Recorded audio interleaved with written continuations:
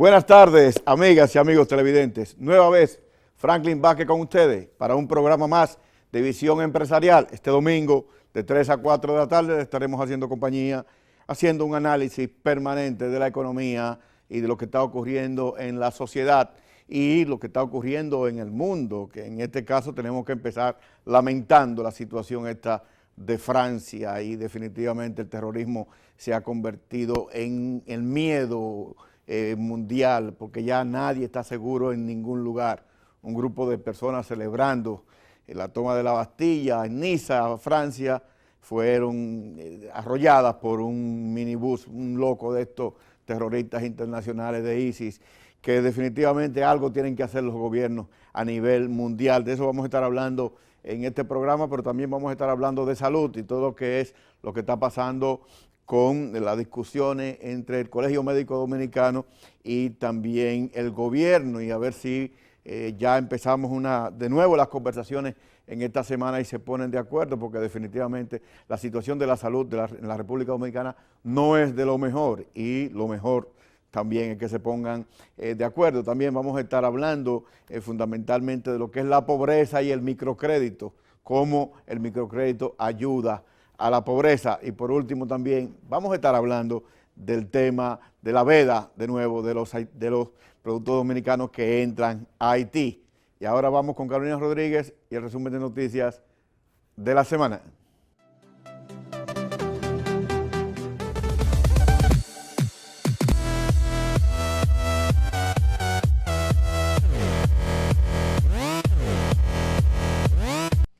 ¿Qué tal, amigos? Este es el resumen de noticias de la semana de Visión Empresarial y comenzamos como de costumbre en el plano político-social. La AMET determinó que el choque entre un camión furgón y un camión Daihatsu el pasado sábado 9 de julio, en el que murieron 18 personas, se debió a que la patana invadió el carril contrario e impactó al vehículo que transportaba a un grupo de cristianos que retornaban de un culto. Al conductor del furgón, Ronald Liriano, le fueron dictados 3 meses de prisión preventiva. El Poder Ejecutivo promulgó la Ley Orgánica de la Policía Nacional, que limita a 20 los generales del Cuerpo del Orden y prohíbe a los policías prestar servicio a particulares y a personas físicas o morales, así como a establecimientos comerciales. De igual forma, establece que los altos oficiales que ocupen funciones administrativas deberán hacer sus declaraciones juradas de bienes, y prohíbe a los miembros de la uniformada el porte o tenencia de armas diferentes a las asignadas para el desempeño de sus funciones, de manera que ante cualquier caso los policías tendrían que utilizar sus armas. Esta ley también reduce a los miembros del Consejo Superior Policial de 16 a 8, así como a 20 el número de generales. Por otro lado, de las llamadas que recibe el servicio de emergencias 911, el 91% son por ruidos en centros de diversión. En un año y 6 meses, el 911 ha recibido 157.884 denuncias por ruido, de las cuales 144.825 corresponden a ruidos por música, 11.359 a ruidos provocados por equipos y organismos y 1.710 a ruidos por construcción. Mientras, el Ministerio de Salud Pública continuó este viernes en varios sectores de Santo Domingo Este los operativos contra el mosquito que transmite el dengue, zika y chikungunya. En la jornada participaron estudiantes, dirigentes comunitarios, así como empleados de instituciones públicas. Pasamos al plano internacional. El autor de la masacre de Niza, Mohamed Lawayek Bohlel, recorrió más de 2 kilómetros conduciendo el camión de 19 toneladas con el que arrolló a la multitud que se había congregado en el Paseo de los Ingleses para contemplar fuegos artificiales por la celebración del 14 de julio, antes de ser abatido por la policía. El atacante, que también disparó contra la muchedumbre, mató a más de 80 personas e hirió a más de 200. Las autoridades francesas informaron que el camión utilizado por Lawayek fue alquilado el pasado lunes 11 de julio en Saint-Laurent-du-Var, una localidad vecina de Niza, y que fue aparcado en la zona occidental de la ciudad el miércoles 13 de julio, un día antes del ataque que dejó una estela de muerte, por el que fueron declarados 2 días de duelo nacional en Francia. Y la compañía Nintendo, creadora de videojuegos, anunció el jueves que la pequeña y clásica consola de 8 bits Nintendo volverá a las tiendas a partir del 11 de noviembre, acompañado de 30 juegos clásicos de aventura, deportes, RPG, entre otros. La clásica NES, o sea, Nintendo Entertainment System, regresa renovada en forma de réplica de la consola familiar original de Nintendo y se podrá conectar a televisores de alta definición mediante cables HDMI. Regresamos al país con varias notas económicas. El presidente Danilo Medina inauguró el Parque Turístico y Paisajístico de La Puntilla y el Anfiteatro de Puerto Plata, obras que contribuirán a fortalecer las ofertas turísticas de esa zona y generarán 150 empleos directos y 600 indirectos. Por otro lado, el Centro de Desarrollo y Competitividad Industrial Proindustria anunció que en lo que va de año han sido calificadas 23 industrias, las cuales se acogen a los beneficios que otorga la Ley 392-07 de Competitividad e Innovación Industrial. La directora general de Proindustria, Alexandra Izquierdo, dijo que esas 23 empresas emplean de manera directa a 1.228 personas en diferentes áreas del sector industrial. Finalmente, la revista londinense World Finance, especializada en temas financieros, eligió por quinto año consecutivo al Banco Popular Dominicano como el mejor grupo bancario de la República Dominicana. Hasta aquí el resumen de noticias de la semana de Visión Empresarial. Soy Carolina Rodríguez, mantenga la sintonía porque aún queda mucho más.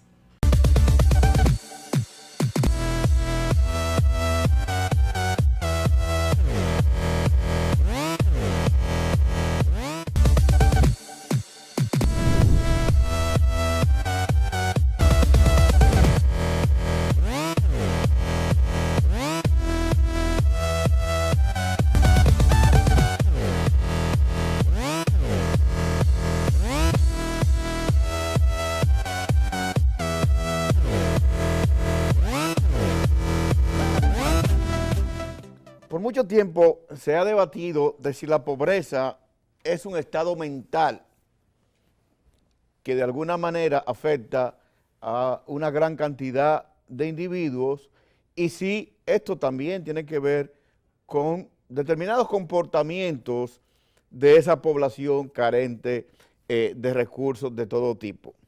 También se debate de si la pobreza es exclusivamente una situación económica. Es decir, usted no tiene medios para producir, usted no tiene empleo, usted no tiene nada, por lo cual usted es un pobre, que en la definición del Banco Mundial podría ser pobre 1, pobre 2 o podría ser indigente, que es una categoría también relacionada con la pobreza. Ahora bien, independientemente de la interpretación que pudiera tener de si es un estado mental y de si es una situación específica que tiene que ver con los recursos que la gente pueda tener y los medios que pueda tener para producir riqueza, lo cierto es que es una preocupación de los gobiernos, una preocupación de organizaciones no gubernamentales, una preocupación de los organismos internacionales y particularmente una preocupación de los propios pobres. En el caso de los gobiernos, normalmente establecen políticas económicas y medidas tendentes a disminuir la pobreza o mitigar la pobreza, aunque muchas veces no se logra. ¿Por qué? Porque la pobreza, además de que afecta a una cantidad importante de la población mundial, también los mecanismos a través de los cuales se puede reducir la pobreza y que tienen que ver, por ejemplo, con educación, no son tan fáciles. De hecho, si nosotros nos ponemos a ver que la República Dominicana, después de muchos años, es que está invirtiendo en educación lo que dice la ley, pues podemos ver que en esos términos la pobreza no se había podido reducir de manera significativa porque obviamente a mayor nivel de educación se supone que la gente tiene mayor capacidad y mayor posibilidad de conseguir un empleo digno y a partir de ese empleo digno obviamente conseguir mejorar sus niveles de ingresos y reducir sus niveles de pobreza. Para las ONG, y muchas ONG apuestan a que los gobiernos a través de una presión pública inviertan más en sectores y áreas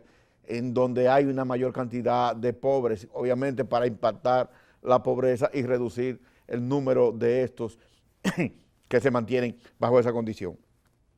Hay un tercer elemento y es los organismos internacionales. Los organismos internacionales normalmente justifican sus proyectos a partir de los objetivos de disminución de la pobreza. Y de hecho, por ejemplo, el Banco Mundial tiene como lema: nuestro sueño es un mundo sin pobreza. Es decir, que la justificación del BID, del Banco Mundial, de la Unión Europea, casi siempre están vinculadas a temas de reducción de la pobreza. Y ciertamente la pobreza se ha reducido durante las últimas décadas, 3, 4, 5 décadas, se ha reducido la pobreza, no tanto como se debía reducir, y en el caso de América Latina tampoco como se debía reducir. Por ejemplo, Brasil disminuyó la pobreza y se habla de que sacó 40 millones de pobres, pasaron a la clase media, cosa que se ha revertido en los últimos años con la crisis económica y política de ese país. Pero, por ejemplo, en la República Dominicana se habla de que la pobreza disminuyó de un 42% a un 36%, aunque hay teóricos que dicen que había que ver las evidencias, que no hay tantas evidencias reales de que eso se ha producido, pero sí, ciertamente la pobreza, y se ve en la gente, se ve en las calles, que la pobreza, por lo menos en la República Dominicana, ha disminuido, no tanto como se dice, y no tanto como se plantea, y no tanto como dicen las estadísticas. Ahora bien, si esta pobreza no se ha reducido desde el punto de vista de la implementación de políticas públicas o de acciones de los organismos internacionales, ¿qué produce también disminución de pobreza? Las microfinanzas.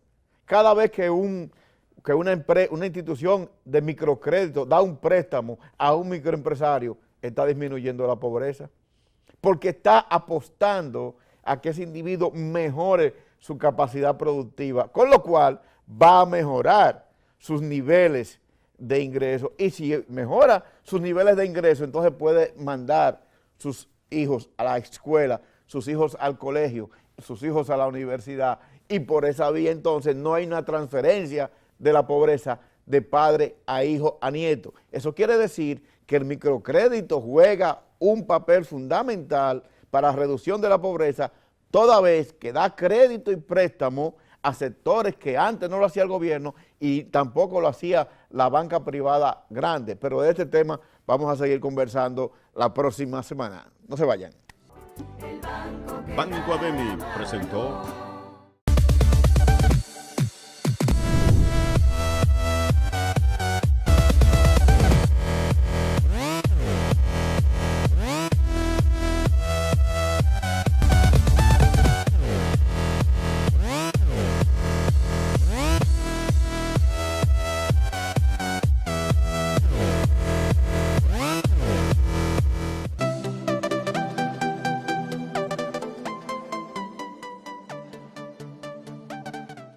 Gracias por continuar con nosotros en Visión Empresarial. Vamos al debate de la semana. Y este debate tiene una particularidad, porque vamos a conversar con una persona que es político, que es comunicador, que es médico y que también ha trabajado mucho el tema de la reforma en el sector salud. Estamos hablando de don Humberto Salazar. Doctor. Hola, ¿cómo estás? ¿Le gustó esa presentación que hice? Sí, está muy bien. Está y muy aparte bien. creo que viene mucho por la situación que estamos pasando en el sector salud, venir a un programa que tiene que ver con empresas, porque ese es uno de los paradigmas que hay que romper.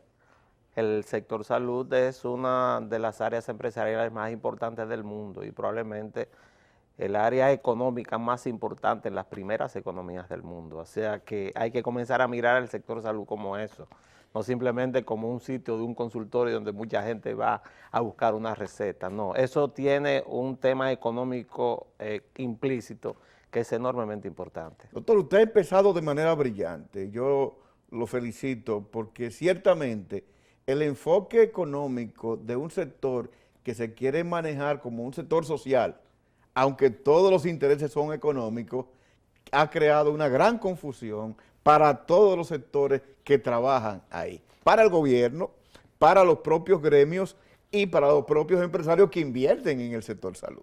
Entonces, ¿cómo resolver ese dilema de un sector que tiene un enfoque social porque trabaja con la gente, las personas se enferman diariamente, sin embargo, los intereses son económicos?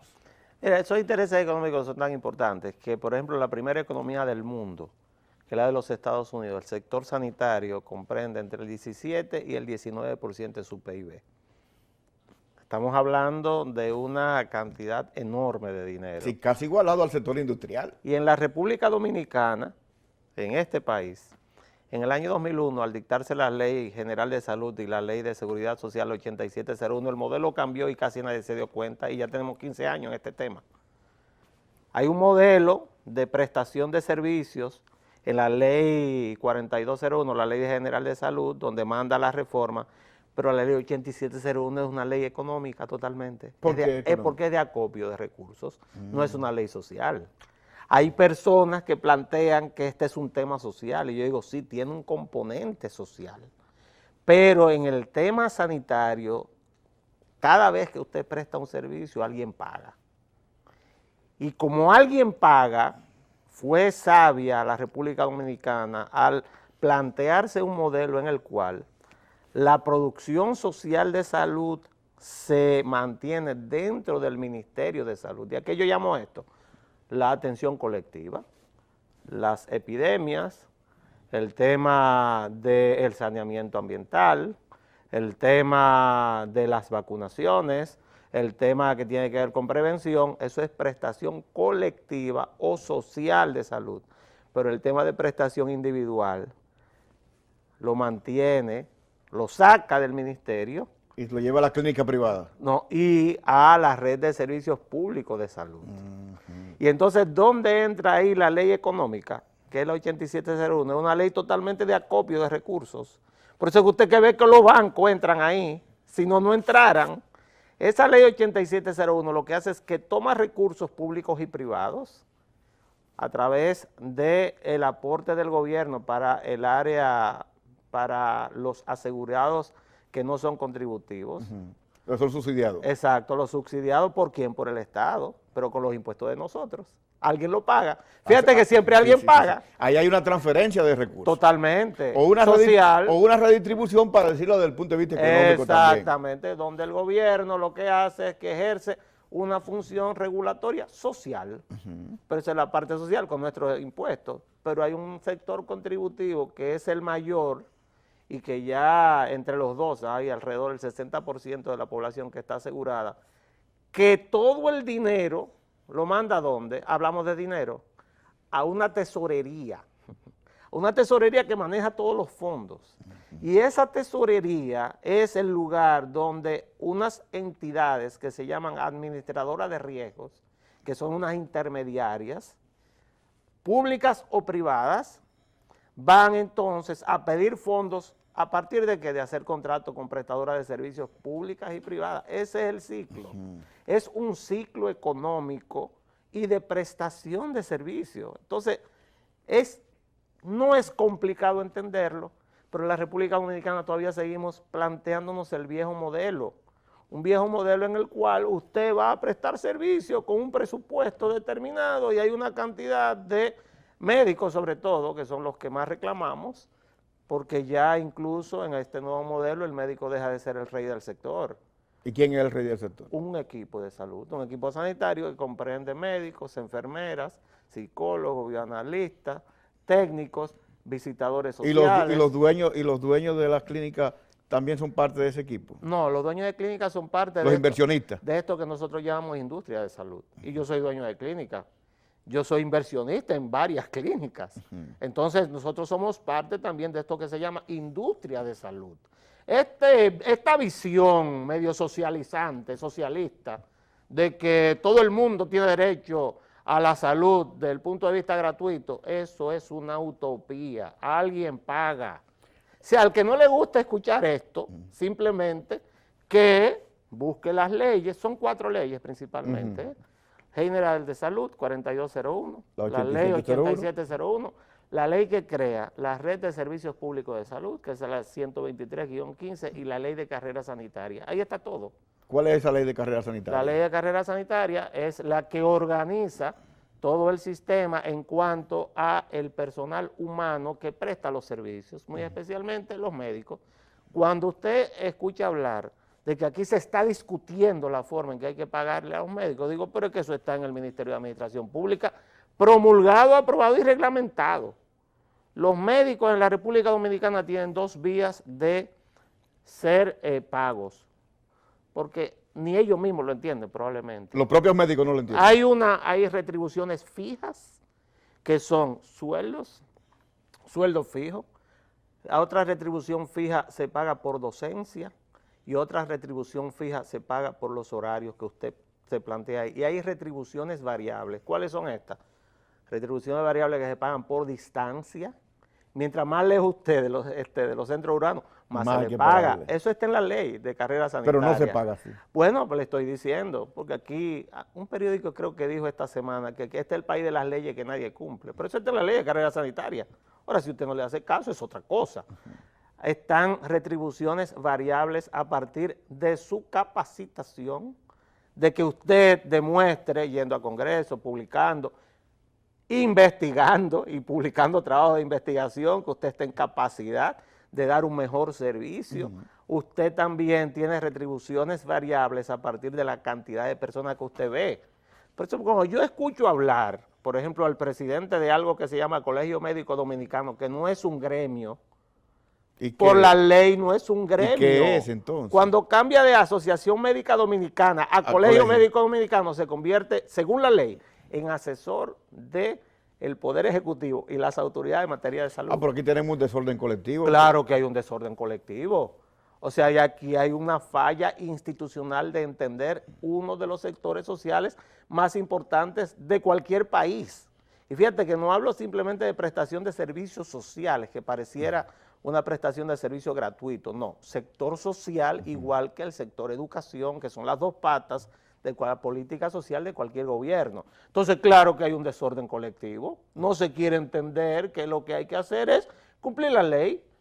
Yo le dije el otro día a mi amiga Tati Guzmán, a quien quiero muchísimo, y es la líder de ese sector, y para mí está haciendo... Pero no es la líder de Waldo Suero. No, pero para mí está haciendo un excelente trabajo. Lo de Tati es vamos a cumplir la ley. Ahí están las leyes, vamos a cumplirla. Ahora, si tú no la quieres cumplir es otra cosa. Tú no puedes plantearte un sector salud de los años 60 o 70. Yo le dije el otro día a Tati, bueno, Tati, lo que hay que hacer es, cuando ustedes vayan a discutir, aquí están las leyes, las revisamos y a partir de esa revisión entonces vemos si el grupo médico es o no un gremio. Si quieren hablar por todos los médicos, yo se lo podría aceptar, pero yo sí te digo a ti que los que van a asamblea son 500, 700 médicos y nosotros somos... ¿De cuántos médicos? Más de 35,000 en el país. Y van 500 a una 500, asamblea a hablar 700, por 35,000. Exactamente, y solamente van ahí a plantear situaciones, los médicos que trabajan en los hospitales de presupuesto histórico, porque esa es otra cosa. Sí, pero de presupuesto estatal. No, histórico. ¿Qué significa presupuesto histórico? Espera un en momentico, este caso? Sí, un momentico. Vamos a aclarar porque para eso estamos acá. Porque el sector público tiene varios tipos de hospitales. Ok. Están los hospitales de presupuesto histórico, que son aquellos hospitales muy antiguos que reciben casi siempre la misma subvención. El hospital Robert Rick Cabral es un hospital de presupuesto histórico, el hospital de la Altagracia, Altagracia, sí. Presupuesto histórico, etcétera. Y hay los hospitales llamados autogestionados que nunca van a huelga, que son públicos. ¿Y cuáles ¿Cuáles? son esos? El hospital Ney Arias Lora, el hospital Marcelino Vélez Santana. Que cobran por los servicios. Claro, pero aparte de eso, que a los médicos se les pague en base a esa metodología que yo te estoy diciendo y por eso nunca se van a huelga y no les importa trabajar 6 u 8 horas. ¿Por qué? Porque tienen ingresos fijos e ingresos variables. ¿Qué ocurre? Que dependen de la cantidad de servicios que ellos ofrecen en el propio hospital. Porque es la forma de que los hospitales se mantengan. Y hay una tercera modalidad. Aunque se han hecho con inversión del gobierno. Claro. Entonces hay un subsidio como quiera oculto. ¿Y cómo tú crees que se va a mantener un hospital como el hospital Ney Arias Lora? Sí. Un hospital de traumatología, si no le cobra las ARS. Si tú no le cobras a la ARS, como sucede en el hospital Darío Contreras, por ejemplo, estás financiando en forma solapada al sector privado. ¿Sabes por qué? Porque si yo tengo un accidente y tengo un carnet, como lo tengo aquí en mi bolsillo, de una ARS privada, ¿a dónde me llevan? Al hospital más cercano. Sí. Y si me atienden en ese hospital más cercano y a esa ARS no le cobran los servicios, ¿quién está financiando? Yo te dije a ti que hay una premisa principal. En salud todo el mundo paga. Alguien lo paga. No. Y en la economía está lo que se llama la teoría del suma cero. Si lo que alguien pierde, alguien paga, gana. Alguien paga. Entonces, ¿quién paga? Pagó el Estado en ese hospital donde me llevaron, ¿verdad? Pagó el Estado. Pero el Estado pagó con lo que nosotros le entregamos todos de impuestos. ¿Quién debió pagar? La ARS privada, que es la que me tiene a mí asegurado. ¿Y qué es eso? Pero ¿de dónde la ARS Eso es un financiamiento de lo que yo le pago. Eso es un financiamiento cruzado que está haciendo el Estado Dominicano para el sector privado. ¿Por qué? Porque nos ha hecho la organización que se necesita ya se comenzó, porque se han dado pasos importantísimos en ese sentido. Por ejemplo, la creación de la Red de Servicios Públicos de Salud, que es la ley 123-15, que medio mundo intentó que el presidente no promulgara, sino que vetara. El presidente Medina la promulgó y se está tratando de construir esa red, porque el tercer punto son los hospitales del Instituto Dominicano de Seguros Sociales. ¿Y eso qué es? Una barbaridad. Una barbaridad. ¿Y por qué no lo han cerrado? No, porque no se van a cerrar. ¿Y por qué no se van a cerrar? Porque lo que se va es absorber esa red hospitalaria a la red de servicios públicos de salud, que es como dice la ley. Pero la administración del IDSS, eso debería desaparecer también. Bueno, porque y eso es un monstruo. Por eso lo dice la ley y le estamos dando 3.600 millones de pesos al año a una administradora de riesgo y a prestadora de servicios que han perdido desde que se produjo la libre elección de los asegurados, que tú y yo y cualquiera que nos mira, que somos asegurados, podemos ir a cualquier ARS, ha perdido de los 450.000 aproximadamente asegurados que tenía, anda por 50-60.000 ahora. Por eso los hospitales están vacíos.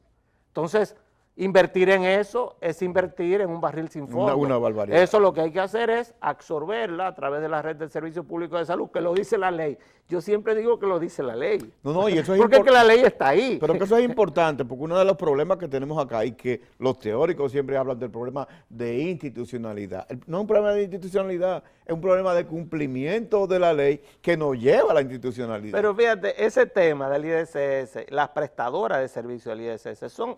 El IDSS es para ponerlo en lenguaje empresarial, que es lo que trata este programa, es una corporación donde hay administradora de riesgo, que es Salud Segura, está prestadora de servicios, que son los hospitales, 17 hospitales y una cantidad de consultorios, están las estancias infantiles, que también hay otro órgano que es el que se encarga de eso, y está sobre todo la administradora de riesgos laborales, que la ley dice que es exclusiva del IDSS. Entonces, las prestadoras de servicios, que son los hospitales, el Hospital Gautier, el Hospital de la Mujer, el Hospital de Santiago, todo tiene que pasar. Eso no es que alguien quiera escogerlo o no, eso es un mandato de ley. Tiene que pasar a la red de servicios públicos de salud, que en este caso está dirigiendo el doctor Nelson Rodríguez Monegro. Eso es así, porque lo dice la ley, no tiene salida del gobierno. Lo segundo, las estancias infantiles tienen que pasar al CONEI, porque lo dice la ley. Y la administradora de riesgo Salud Segura tiene que pasar sus afiliados, que le quedan 50.000 aproximadamente, a SENASA. ¿Por qué? Porque lo dice la ley. Entonces, y cerrar eso. No es cerrarlo. Pero claro, porque no. si implica que tú lo vas a resolver, tienes que cerrar aquello. Bueno, porque es el tema de aquí. No es cerrarlo, es absorber a todos estos empleados. Sí, pero si tú tienes en SENASA un equipo de trabajo que va a tomar las funciones de hay un grupo que tiene que irse a su casa. Pero tú lo redistribuyes. Entonces nunca nosotros vamos a resolver. No, vamos a ser eficientes, doctor, en este país. Se necesita esa cantidad de personas para que esa cantidad de personas, muchos de ellos serán jubilados porque ya tienen muchísimo tiempo y se pasaron de jubilación, otros seguirán trabajando ya en este nuevo esquema. Pero yo lo que quiero dejar en la cabeza tuya y de los televidentes es que no es que el Hospital Gautier se va a cerrar, no. Se va a transformar en un hospital funcional a través de la red de servicios públicos de salud. No es que el Hospital de la Mujer Dominicana en la Bolívar se va a cerrar, no. Es que, por ejemplo, nosotros planteamos en un momento determinado que ahí vayan las embarazadas complicadas que están ahora mismo en la maternidad Nuestra Señora de la Altagracia y que no caben. Que el Hospital Estrella Ureña de Santiago no es que se va a cerrar, es que se transforme en la maternidad de la ciudad de Santiago y se saque el Departamento de Ginecología y Obstetricia del Hospital Cabral Ibáez hacia ese hospital. no es cerrar ni quitarle el empleo a nadie. La ley de carrera sanitaria le garantiza el empleo a todo el mundo. Ahora vamos a organizar esto. Doctor, una pregunta. ¿Los médicos trabajan o no trabajan? Pero esa respuesta yo la quiero después de la pausa. ¿Cómo no? Con gusto. Nos vemos después de la pausa. No se vayan.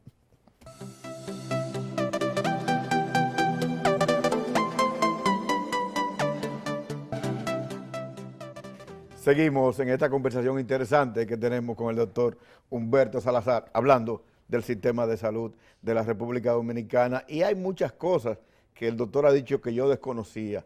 Y yo, doctor, estoy un poco más confundido ahora. ¿Sí? Sí, estoy confundido porque en lo que plantea el Colegio Médico Dominicano y sus representantes, como que nada va en consonancia con lo que usted está planteando. Es como si ellos desconocieran que existen leyes, que existen reglamentos y fundamentalmente están centrados en 2 o 3 temas de lo que es el sistema de salud que no son los fundamentales. Entonces alguien debería explicarle cuál es el sistema de salud, cómo funciona el sistema de salud y cuando, como usted dice, doña Tati le dice, bueno, pero vamos a discutir en función de la ley. Bueno, es que hay un tema también. Si yo me voy por la ley, voy a dejar de perder ciertos beneficios que la ley me quita. Porque como el desorden se reglamenta a través de la ley, yo no quiero la ley. Mira, lo que ocurre es que lamentablemente en la República Dominicana todavía el que más vocifera y no necesariamente el que tiene más raciocinio es el que impone su criterio. El segmento anterior tú me preguntabas, ¿los médicos trabajan o no? Y yo pensé, digo, es que los médicos es mucha gente, tienes que categorizarlos. Los médicos no somos lo mismo todos. ¿Cuál es la diferencia? ¿Y dónde está la diferencia? Hay grandes diferencias. Pero ¿cuáles son? Hay médicos... Si hay médicos que son de la élite. Hay médicos recién graduados. Bueno, tú estás frente a un médico de la élite. Oh. Yo soy uno de los médicos de la élite. No tiene que jurarme. No, yo soy uno de los médicos de la élite. O sea, yo tuve la suerte de ser un médico exitoso en mi profesión. Pero también he estado... Y ganó dinero en la profesión. Muchísimo. Esa es la verdad. Y eso es lo que ha invertido en la... Y te digo que ahora... las clínicas. Y yo te digo que ahora, en este momento, nunca los médicos han ganado más dinero en toda la historia de la medicina dominicana. ¿Trabajen o no trabajen? No, espérate un momentito, porque allá vamos ahora. Ok. Yo te dije que vamos a categorizar esto.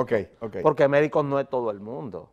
O sea, aunque hay ejerza, médicos y médicos. Aunque ejerza. No, un momentito, hay médicos y médicos. Aunque ejerzan. Mira, hay médicos recién graduados. Yo tengo más de 30 años en esta profesión. Toda mi vida me la he pasado en esto. Hay médicos recién graduados que son aquellos que hacen un año obligatorio de pasantía en algún lugar. Hay muchos de esos que no reciben pago. Hay otros que reciben pago porque no hay suficientes plazas para ubicarlos. Entonces, esos médicos perciben un salario, si se quiere, simbólico, porque están en un espacio donde tienen obligatoriamente que cubrir un tiempo para tener un exequatur y ser dotados de una licencia, que es lo que otorga la ley. Entonces, eso es un médico recién graduado. Okay. Están los médicos llamados residentes, que es otra cosa. Son médicos en formación. Son esos médicos que tú ves en los hospitales vestidos de blanco, de arriba abajo, hasta los zapatos blancos, se ponen un gafetico aquí con su nombre y un color. Y ese color los designa por años de residencia. ¿Qué están haciendo esos médicos? Aprendiendo. Hay muchas partes del mundo donde hay personas que entran como médicos residentes y tienen que pagar para que les enseñen.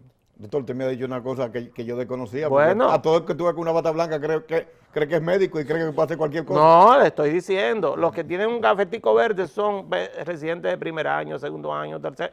Okay. Depende de la especialidad. Okay. Entonces, esos tienen un pago fijo y un horario extendido y trabajan muchísimo. ¿Por qué?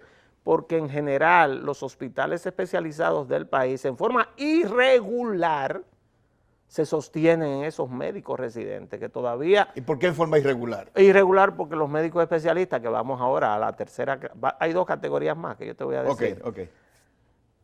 Porque los médicos especialistas en términos generales no hacen servicios presenciales, excepto en el sector público, en los hospitales autogestionados, donde les pagan los servicios.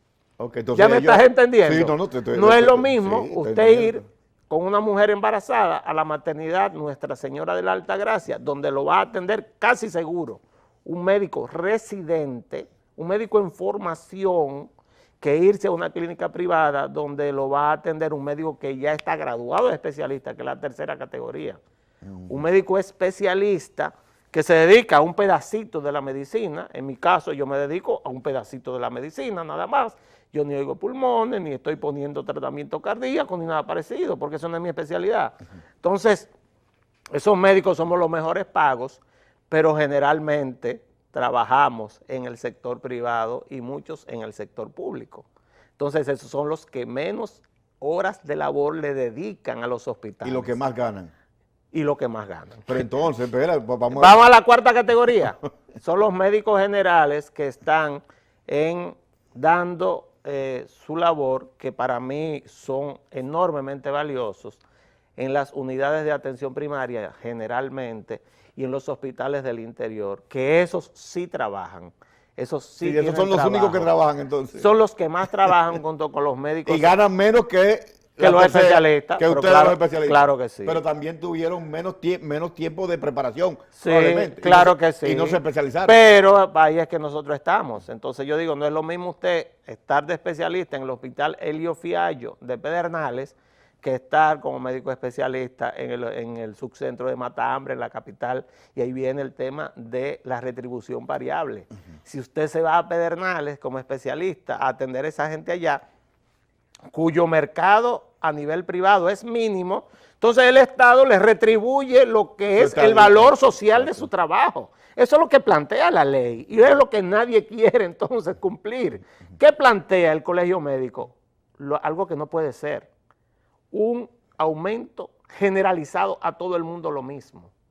Y eso lo único que hace es que a los que trabajan mucho les desincentiva el trabajo, porque dice, si tú no trabajas y yo trabajo más que tú, entonces yo trabajo menos. Excelente enfoque. Tú que eres especialista en ciencias económicas sabes que eso es así. Sí, no. Lo que pasa es que eso lo trajo el socialismo, y el socialismo lo que hizo fue dañar un sistema, porque eso de que todo el mundo que se mida con la misma vara y no en función de su contribución a la formación del capital, trae un problema. ¿Por qué? Porque si a mí me pagan igual que tú, yo no voy a trabajar. No, si no tengo incentivo, no voy a trabajar. Entonces, ¿qué ocurre? Entonces lo que ocurre es que viene otro tema.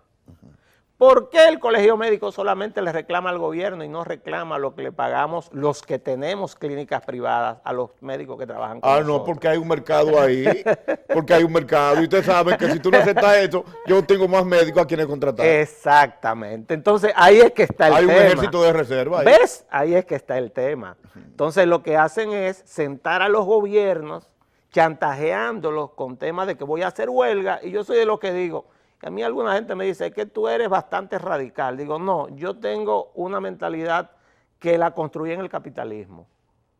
En el capitalismo, y me perdonan los que no creen en el sistema, yo creo en el sistema, porque vengo de una familia que no era rica.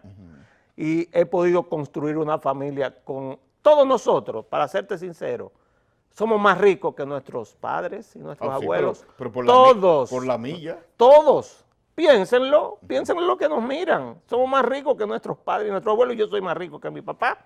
Y mi papá era más rico que mi abuelo. Y mis hijos son más ricos que lo que fui yo a su edad. Entonces, eso es el capitalismo. Lo que ocurre con el tema del capitalismo y la forma en que nosotros trabajamos es que yo soy de los que creo que a una mayor y más eficiente labor usted hay que pagarle más. Pero claro, porque hay un tema de productividad, hay un tema de contribución. Lo que si tú contribuyes más marginalmente a la formación del capital privado, pues tú deberías tener mayor incentivo, y ese incentivo se demuestra en términos de dinero. Claro. Sí, ganar mucho más dinero. Entonces, todo el mundo quiere vivir bien. Ahora, doctor, el parasitismo yo no lo puedo pagar. Y cuando me dicen, tú eres muy radical, digo, no, pero si yo digo huelga, vete a la huelga. Te considero como empleado público renunciante. Dice, ¿y con quién tú vas a sustituirlo? Digo, bueno, yo probablemente tengo una fila desde el Ministerio de Salud Pública hasta el Malecón de personas que quieren sustituir a los que no quieren trabajar. Porque es muy bueno estar en un lugar, exigir un 60% ahora de pago aumentado a todo el mundo por igual, o si no me voy a la huelga. Pero Waldo Suero, tú sabes que tiene una de las mejores clientela de niños ahí en la clínica Altagracia, en la tarde, en la avenida Sabana Larga. Sí, pues yo soy claro, aquí nos conocemos todos. Él no tiene ese problema. Exactamente. Doctor, no Aquí nos conocemos, y muy buen médico que Eduardo. doctor, pero le digo una cosa, mire qué es lo que ocurre también, y eso lo digo porque yo trabajé con gremios empresariales. En los gremios empresariales hay 2 o 3 personas que se dedican a eso, Sí, viven claro. de eso y después representan a gente que ni siquiera sabe lo que está haciendo el gremio. No, mira, en el caso de Eduardo, él cree en lo que hace, para que tú No, lo no, sepas. no, oiga lo que digo. 2 o 3 empresarios Sí. que inclusive dejaron de ser empresarios, pero son empresarios entre comillas, van al gremio, son los presidentes del gremio, no tienen empresa, pero representan a gente que tiene empresa. Claro, Que claro. que ni sabe lo que está haciendo ese individuo, pero se dejan representar. ¿Por qué? Porque aquí hay un tema. El que tiene empresa tiene que atender la empresa. Obligatoriamente. Porque si no quiebra. Obligatoriamente. Entonces el que está en el gremio tiene que atender el gremio, porque si no el gremio no representa los intereses de los otros individuos. Entonces ahí hay un dilema, ya hay un pecado original. Pero fíjate, en el caso de algunos médicos, algunos de nosotros escogimos el sector privado. En mi caso yo escogí el sector privado, o sea, yo fui jefe de servicio en el Hospital Gautier, recién llegado de Pero es fácil mi coger el posgrado sector, en el exterior. es tan fácil coger el sector privado. No todo el mundo bueno. hace esa decisión. Esa fue una decisión de vida. O sea, en un momento determinado yo dije el sector privado o el sector público. Alguien me dijo, no, pero que cuando tú te vas a jubilar, todavía no me ha llegado la edad de la jubilación. Digo, no, yo voy al sector privado. Doctor, y me pero- fui al sector privado. Y Doctor. después, cuando me pidieron mis amigos del PLD venir al sector público, yo vine al sector público de una forma mediatizada al principio, de una forma mucho más integral después, pero no hay duda de que he estado en los 2 lados de lo que es esta balanza y entiendo el tema de la salud como lo entendería cualquier empresario y como lo entendería cualquier médico que tiene que ver con empresas. El sector público está en la obligación a través del régimen subsidiado de la Seguridad Social de dar y proveer servicios de salud a la población más pobre a través del pago de nuestros impuestos, porque eso se llama redistribución. A propósito, doctor. Perdóname. Y el sector privado y los que trabajamos tenemos que pagar un seguro de salud. ¿Por qué? Porque la meta, ¿sabes cuál es? ¿Cuál es? La universalización del seguro, es decir, el 100% de la población con Que un esté carnet, asegurada. pero eso tiene que ser financieramente sostenible. Eso no es a lo loco. Pero yo le tengo una mala noticia, doctor. Yo le tengo una mala noticia. ¿Cuál Eso es? nunca se podrá. Yo creo que vamos caminando Pero hacia eso. doctor, usted tiene una cantidad de haitianos que están entrando, que están en el sistema, y que como usted, ¿cómo vamos a financiar eso? Y ahí le pregunto yo, desde el lado de la población, ¿Cómo ¿cómo se ve esto del lado de la población pobre, doctor, que va a un hospital y no hay las suficientes camas, no hay los suficientes medicamentos, no hay las suficientes condiciones? Pero si va a una clínica privada, si no tiene seguro y un seguro que lo coja a la clínica privada, el tipo se muere y va de clínica en clínica. ¿Qué, desde el punto de vista de la población, cómo ustedes lo ven? Mira, yo te voy a dar una noticia y te voy a hacer una aclaración. Con el plan de regularización y la identificación de la población haitiana, toda esa población haitiana que está en la República Dominicana, que tiene ya un carnet de residente, es pasible de entrar a lo que es el régimen contributivo de la Seguridad Social y por lo tanto tiene que hacer los aportes para recibir los servicios de salud en los hospitales. O sea, porque vuelvo y te repito, alguien paga, alguien tiene que pagar siempre. Y lo segundo es lo siguiente, aquí hay camas de más en el sistema. ¿Que hay camas de más? De más. No, doctor. No, de más. No, doctor. Aquí hay un estudio, nosotros hicimos un doctor, estudio. no. Mira, Pero ve, no me diga eso, doctor. aquí hay camas de más. Pero si usted va... Sobran las camas. Si usted va a algunos hospitales... Te voy a decir por qué. ¿Pero por qué? Porque nosotros tenemos... Doctor, no se puede mentir en este programa. No, es que aquí hay camas de más. Hay estudios que demuestran Pero que hay dígame. camas de más y yo te reto a ti a que tomes una carretera y te vayas a cualquier hospital del interior de segundo nivel y verás que están vacíos. ¿Por qué? Pero espérese, Ah, doctor, espérese. te voy a decir por qué. Espérese. Yo te voy a decir por qué. ¿Por qué? Porque el modelo lo que plantea es una red de servicios que tiene una puerta de entrada al sistema. El tema con el sector salud es que mientras mayor acceso tú das, y ese acceso es de mayor nivel de complejidad, en esa misma medida el sistema se hace insostenible desde el punto de vista financiero. Entonces eso tiene una puerta de entrada y la puerta de entrada se hace a través de una red de unidades de atención primaria públicas y privadas, en la cual hay una adscripción de la población. ¿Por qué están llenos los hospitales de la capital?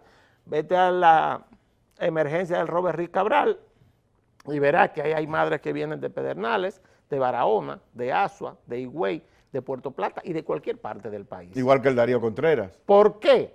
Porque no funciona, no está organizada la red de servicios. Cuando esa red de servicios con una puerta de entrada y un sistema de referencia y contrarreferencia funcione, en esa misma medida verás que sí sobran camas. Doctor, yo no sé si sobran camas o no sobran camas, yo lo que sé es que terminamos el programa ya. Lamentablemente. Lamentablemente. Vamos a tener que hacer otro programa porque creo que se quedaron muchos temas fundamentales, porque yo creo que, doctor, que detrás de todo esto hay un tema ideológico, como usted decía, hay un tema ideológico desde el punto de vista de que esto es un problema o es económico o es social, y eso tenemos que entender. Es una mezcla de las dos cosas. Y es una mezcla de las dos cosas, Sí. pero se tiene que entender. Claro que sí. Gracias, doctor. Y a A ustedes, ti. gracias por haber estado hoy domingo en Visión Empresarial. Franklin Baker y su compañía, y nos vemos la próxima semana.